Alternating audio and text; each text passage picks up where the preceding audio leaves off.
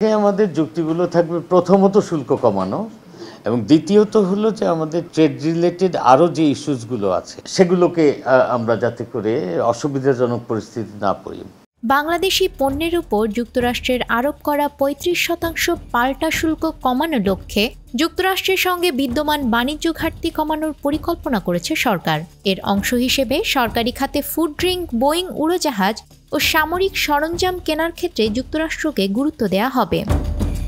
মঙ্গলবার সচিবালয়ে সাংবাদিকদের প্রশ্নের জবাবে এসব তথ্য জানান বাণিজ্য সচিব মাহবুবুর রহমান। এক প্রশ্নের জবাবে তিনি বলেন, প্রেসিডেন্ট ট্রাম্প নতুন করে একটি চিঠি দিয়েছেন যেখানে বাংলাদেশের উপর ৩৫% পাল্টা শুল্ক আরোপ করা হয়েছে, কিন্তু সেটির কার্যকারিতা দেয়া হয়েছে ১ আগস্ট থেকে। এর সঙ্গে আগের যে ফ্রেমওয়ার্ক এগ্রিমেন্টের খসড়া পাঠিয়েছিল তার উপর আমাদের রেসপন্স আমরা পাঠিয়েছি এবং সেটার উপর আমাদের কয়েক দফা মিটিং হয়েছে।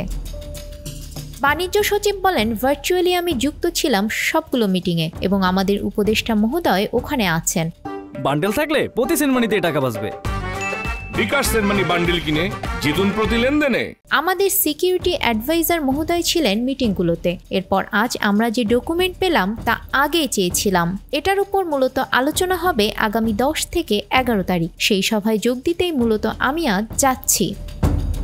ট্রাম্পের দেয়া চিঠির ব্যাপারে মাহবুবুর রহমান বলেন, এই চিঠিতে যা যা উল্লেখ করেছে, মানে আজ যে ডকুমেন্ট পেয়েছি তাতে যা ছাড় চেয়েছে তারা, সেগুলো অবশ্য আগেই প্রমিস করেছি এবং সেগুলোর উপর এমনিতে ডিউটি খুব কম।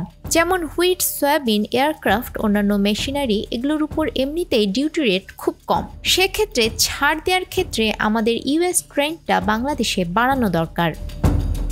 কিভাবে কোন কোন ক্ষেত্রে ট্রেড বাড়ানো হবে এমন প্রশ্নের উত্তরে তিনি বলেন, ট্রেড বাড়ানোর জন্য তারা যদি কিছু শুল্ক ছাড় দেয় তাহলে স্বাভাবিকভাবে ট্রেড যেটা ব্যবসায়ীরা করেন ওটা তারা সিদ্ধান্ত দেবেন, কিন্তু সরকারি রেট বাড়ানোর জন্য আমরা সেগুলো ফ্যাসিলিটিস করব।